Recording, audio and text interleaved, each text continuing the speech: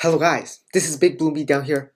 BTD Battles 2 has been released for about 4 days, and I already have every single tower tier 3 unlocked. And today, I'm going to show you guys how to do that, the best way of doing that, the most efficient XP grinding method, and I literally made a spreadsheet on this, so you can trust me on this. I've spent like hours on making this freaking sheet, so I'll tell you guys how to use it, and the best strategies, and the guide, and all that. So yeah, hope you guys enjoy. Warning, you are gonna lose a lot of trophies if you use my method, and I recommend using my method. It's the best way, the fastest way, but you are gonna lose a lot of trophies, like I said, because you want to be playing noobs, because that's the fastest way to farm XP, and I'll show you guys all details.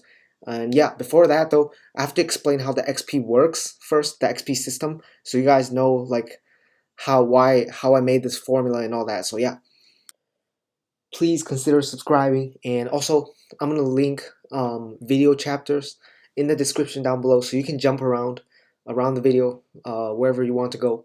And yeah, let's get right to it. Okay, so first I'm gonna talk about how the XP system works. It's actually based on round number. That's the one thing you got to know. It's based on round number, not the amount of price you spend. Like if you spend $1,000,000 on your engineer, you're not gonna get more XP than if you spend $100 on your engineer or something like that. So yeah, as you can see, for example, on my spreadsheet, if you lose on round 1, you get 100 XP with no VIP. If you win, you get 220 XP. So that's how it works.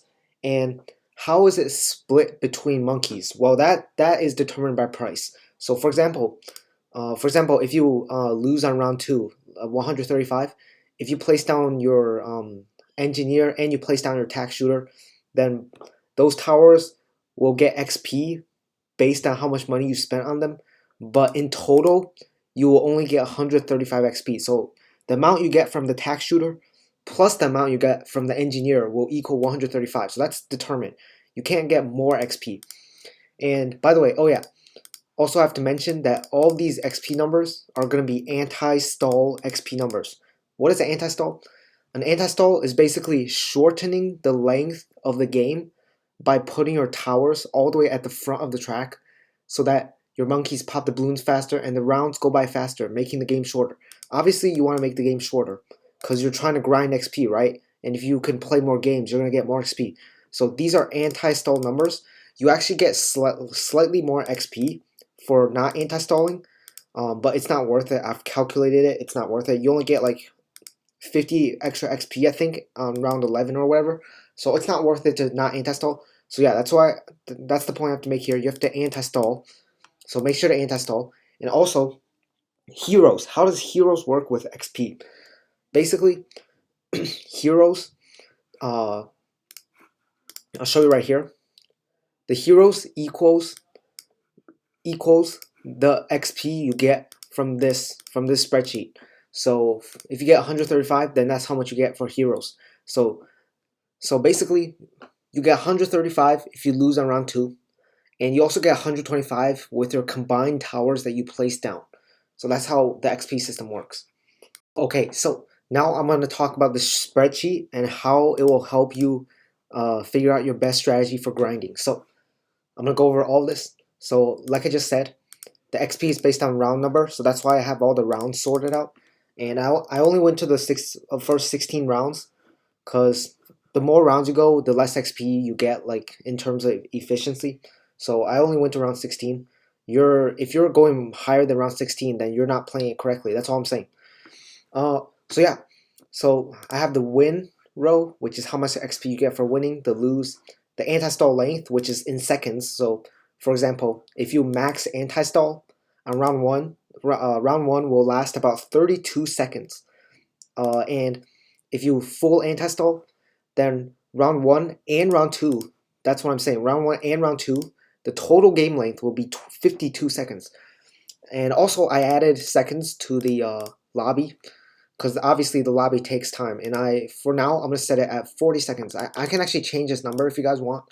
Like, I have a really cool formula thing. Like, if you change, for example, if I want to change it to 50, then all the numbers will change. As you can see, all the numbers just changed, because I have a formula embedded into this sheet.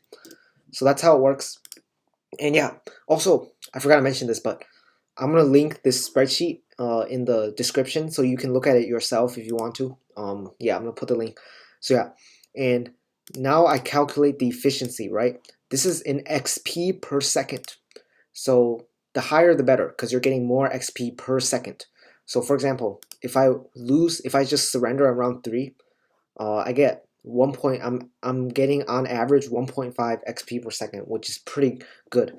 Because you can see that it starts at like 1.3. So if you literally just place down your tower on round 1, then surrender, you're gonna get more XP than if you like try to play the game until round 14 and then you just lose. Like that's the thing I kind of find that's kind of dumb with the system that Ninja Kiwi has, is that like surrendering early game literally gives you more XP efficiency than if you're gonna play into late game, which makes no sense because that's just gonna encourage people to like play the first 3 rounds and then surrender, which is not cool. But but this is the win efficiency. I didn't fill out everything because you're not gonna be winning on round 2 or round 3 or round 4. And I did fill out round 1 because your opponent might surrender on round 1 and you could win technically.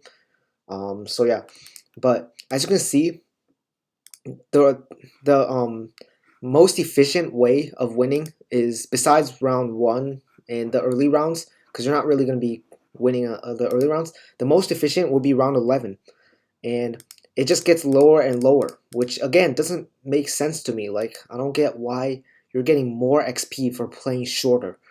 Doesn't really matter. This is just the numbers. So 2.7, about 2.7 XP per second with no VIP if you win on round 11. So some conclusions that you can draw from this is that obviously you're going to get much more XP per second if you win than you lose. But there's some setbacks to this. I'll talk about that later. And now I'll scroll over a little bit and you can check the win condition. I put the win condition as well. So this is what you're going to be relying on to win these rounds. And yeah, as you can see, it just gets less and less. So you're not going to be going late game. If you go late game, overall, you're going to be getting way less XP. So yeah. Okay, so now I'm going to talk about strategy.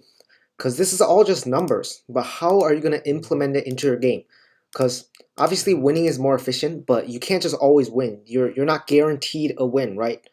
You're not guaranteed a win because your opponent could be good at the game. So this is where I come in and show you the best strategy. Like, now you know the numbers, but now I'm going to show you the best strategy. So this is my recommended strategy. First of all, drop trophies. Like, trust me, you're going to need to drop trophies, because what you want to be able to do is to control the outcome of the game. Have the outcome of the game in your hands. Because if you're lower in trophies, you're going to be playing noobs, people that are not as good, obviously. So you're going to be able to kill them on round 11 however you want, and you're going to be able to surrender if you want to and all that. So yeah, that's what I recommend. I recommend dropping, step 1, I recommend dropping to like the 20/30 trophy range, because that's going to allow you to go for a 50% win rate, which is step 2. Go for a 50% win rate. First, go for a win. First drop, and then go for a win, and then go for a loss, and then go for a win, and then go for a loss, and so on. That makes it so that you're maintaining your trophies, but at the same time, you're getting a lot of XP from your wins, and you're getting decent XP from your losses. So yeah, that's what I recommend. Go for a 50% win rate. Like, start with a loss, for example, round 3, right? If you want to surrender round 3, that's fine. And then you can win on round 11, 2.7 XP. That's pretty good. But here's the thing. You might be saying, "Oh, why don't I just keep winning? Because this is obviously way more XP, 2.7, way more than 1.5." Well, here's the thing. If you win more than you lose, you're going to be gaining trophies. And if you gain trophies, you're going to start playing better players, and they're going to know how to defend, and you're not going to be like killing them around 11. So the idea is to be playing noobs the whole time while gaining XP as efficiently as possible. So yeah, that's why I recommend go for a win and then go for a loss. But when do you go for a win and when do you go for a loss? And here's where I'm going to show you. I have this over here. You can look. If you see short maps, then you should definitely go for a win. And if you're seeing long maps, you should go for a loss. And here are the short maps. I forgot to include a dino. There's also this dino map. I forgot what it's called. but you guys should know what I'm talking about, the dino map. So yeah, you have basalt columns, garden, core root, and glade. These are the relatively short maps, and the dino map, obviously. I forgot to put that here, but yeah. If you get a short map, go for a win, because you can pretty much win every single game on these short maps if you just all out round 11, and I'll show you guys how to do that as well. After this, I'll do some example games. So yeah, but on long maps, here's the thing, right? You don't want to try to go for a win on long maps, and the reason why is because if you aren't able to win on these rounds because your opponent defends, because it's easier to defend on long maps, then look how less XP you're getting.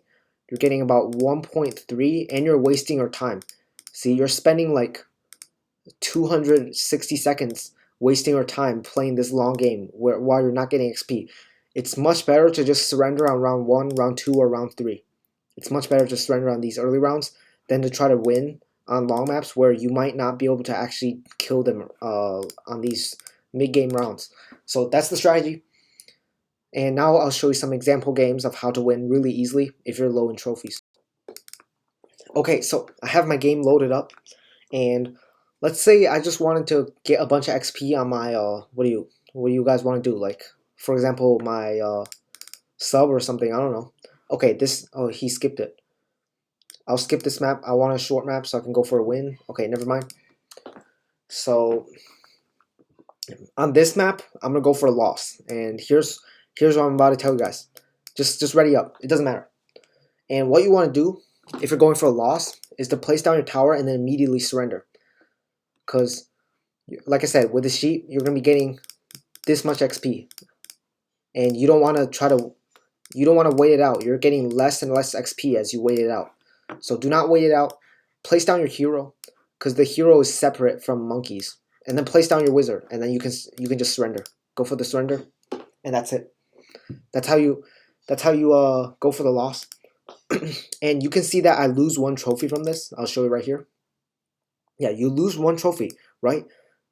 But that gets balanced by whenever you win. If you lose and you win 50% win rate, like I said, you're going to be maintaining your low trophy count, which is absolutely what you want, because you want to be playing noobs. So now I'm going to show you how to go for the win, and not for, okay, this is a good map. Most of the time you can kill noobs on this map pretty easily, and I'll show you how to speed run this. You basically want to go for the hard anti-stall, like I said. So let's say I wanted to grind. What do you guys like? Dartling. Dartling's interesting. We'll go for the Dartling, because that can anti-stall really well as well. That can anti-stall. And if I'm going for the win, I'm gonna all out round 11, and this is how you do it. You don't even have to go to you don't even have to go for eco if you don't want to. It's not necessary to go for eco. If you're feeling lazy, you don't want to go for eco and click the button or whatever, you can just not eco. You can chill with 250 eco and still win. So like I said, what I'm gonna do, start with the really hard anti-stall to make the game shorter, obviously, because you're grinding. You want to make the game shorter. And I'm gonna go for my powerful darts, I guess. It doesn't really matter. You just want to pop the balloons as quickly as possible. Doesn't really matter what you go for, as long as you're popping the balloons. Yeah, so I'll go for my powerful darts, and now you can see that I'm popping the balloons really quickly right at the beginning, which is what you want. And yeah, that's basically what you do. And also some random psychology tricks you can do is to pretend you're bad at the game or whatever by like bloom boosting. Pretend you're bad, so your opponent doesn't really know what's going on, and you go for the cry or whatever, and you're saying, oh no, my bloom boost didn't work or whatever. Make them think you're bad at the game, Make them think you're terrible, so they underestimate you. He's saying sorry, see? He thinks I'm bad, but little does he know, I'm about to end his career. I'm going to end his career on round 11. There's going to be nothing he can do. There's nothing he can do. So yeah, this is how you play it. This is how you grind the XP the fastest. And yeah, hope you guys enjoyed this video. Make sure to like, subscribe, comment, and all that. And yeah, so I'm gonna do this. I'm gonna go for the boost to pretend I'm bad. I'm gonna cry. Yeah, just pretend you're terrible at the game. and they were going to be underestimating you. And yeah, I'm going to skip forward because there's nothing really going on, and see you guys on round 11. Alright guys, we're nearing round 11, and this is the kill round because this is when you get regrow zebras and regular grouped zebras. And yeah, I'm just going to boost right here, and you can see I have so much money saved up. I can send a gigantic rush on round 11. And I boosted right there just to pretend I'm trash. He's saying sorry. I'm going to toss him. Oh, he's sending another rush. Totally fine. Go for another darling then. Okay, darlings are really annoying to aim on this. Okay, yep, here it comes. Round 11. Spam these zebras. Look at this. Look at this humongous rush. He can't defend this. This is a massive rush. There's no way he's defending this. I just spent like $10,000 on the rush, and he's dead. That's how you win. That's how you win on round 11. The most efficient way, as you can see, 2.7 XP per second if I go for this strategy. And you can see that I gain a trophy as well, so now my trophies are balanced. I lost one and won one.